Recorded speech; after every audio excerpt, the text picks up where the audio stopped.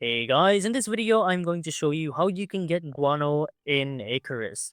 Now, currently, right now, I'm in the snowy biome. As you can see from my coordinates, I'm right in the middle of J11, as you can see right here on the map.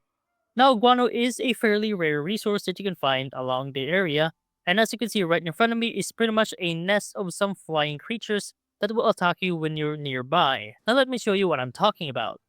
Now, right now, I have a gun with me, but you can do with a crossbow or your very own bow. But to make it easier for me, I'm going to use a hunting rifle.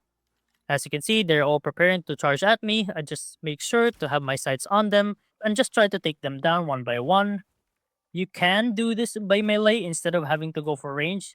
Or when they lunge at you, you can just, right there. And once those Vespers are taken out, you can find their nest right here and just try to destroy it using a melee weapon, either an axe or a pickaxe, whatever you have on hand.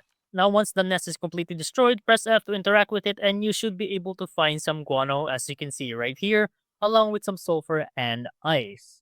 And there you go. That's pretty much about it about how to get guano in Icarus.